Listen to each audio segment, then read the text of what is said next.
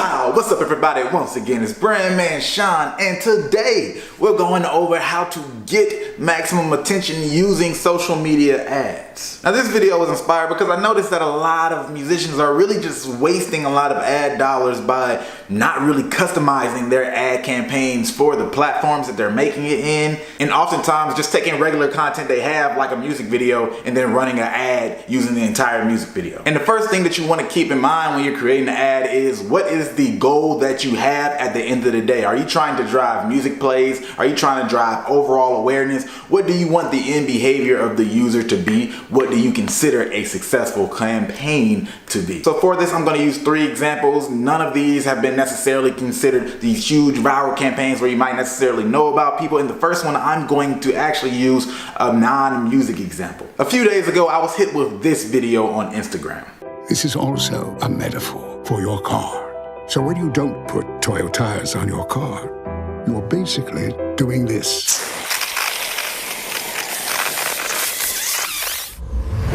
Choose Toyo tires, not sprayed cheese.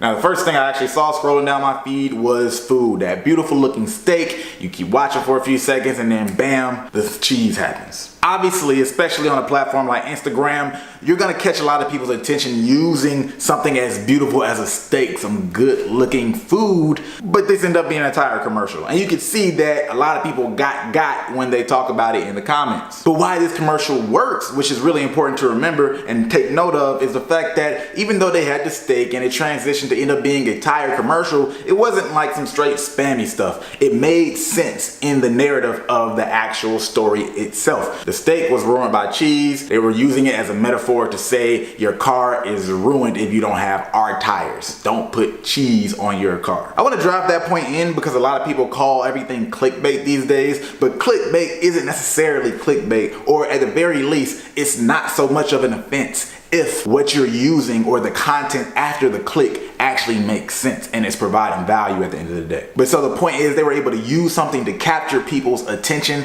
and then transition. When you have something as boring as tires, right? A lot of you guys are working with music, or just everybody has these interesting brands, but tires is pretty boring. How do you capture people's attention? I had never heard of Toyo tires before this ad or seeing this, but now I do. These type of campaigns are really to build awareness. They're really not meant to drive some kind of specific clicks or behavior, or I personally wouldn't use that type of ad to do that, but just getting people intrigued and captured by what it is. And maybe a lot of people might even send it so they could get somebody else with it. I actually end up sending it to my sister because I know she likes food and I knew she would be thrown off by the ad and transition herself. What you got to pay attention to in all these ads are the structures.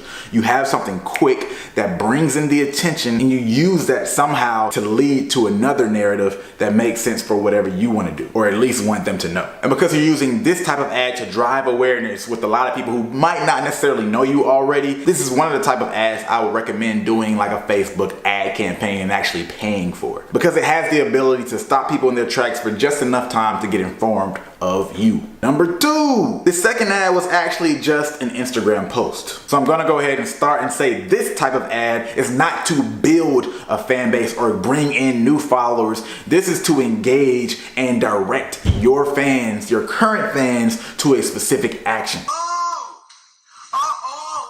get it. So you spent $99 on free shipping and you mad because you ain't got $10 a month to put towards them. Y'all really trying my patience today, huh? You really trying to piss me off. Okay, you know what? Fine.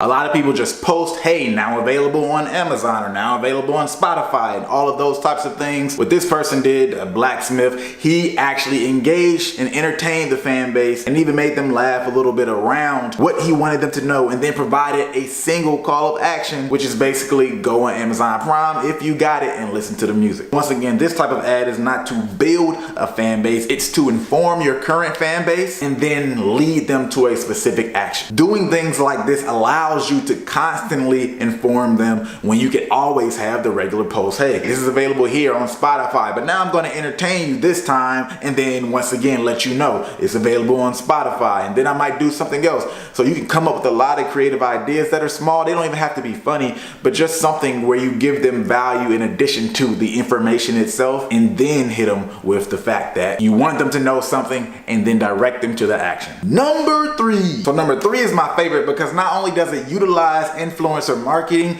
but it does it right.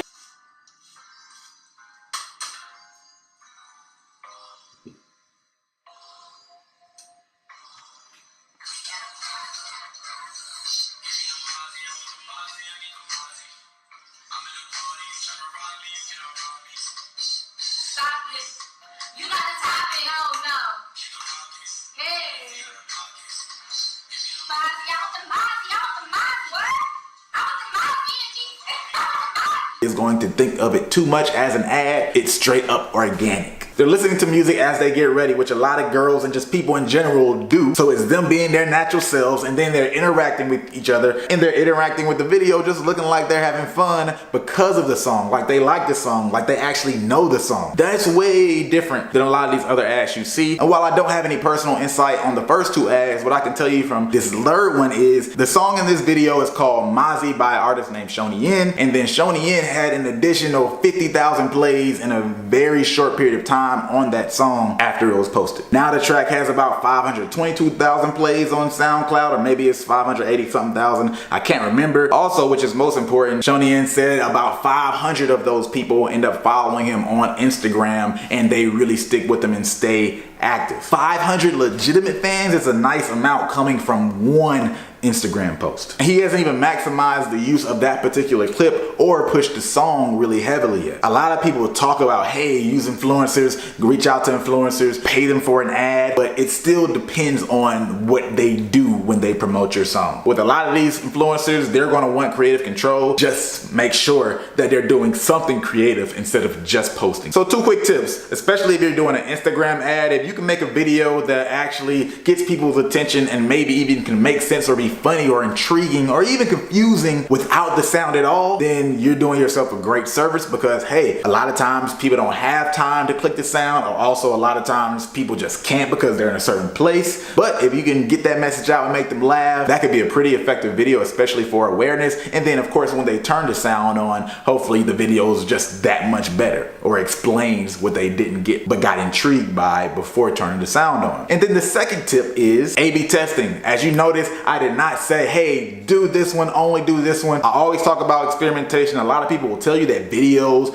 do better on social media than text ads, but I say you test that for yourself, because it all depends on your goals. What a lot of people get confused by is they'll see a bigger reach, or they'll see bigger numbers as far as watches when it comes to the videos, but it just means people might have saw the video. But that doesn't mean much if they like the video or anything like that, so you might just want to use that as awareness, just like the first video, because a lot of times what you might find, in my experience with text ads, is you will have more clicks and better drive people to specific behaviors. If you don't have a good video ad in itself, or even just good copy when you're writing your text ad, we can do a video about how you use language in your ads later. But for now, that's it. Y'all know what to do.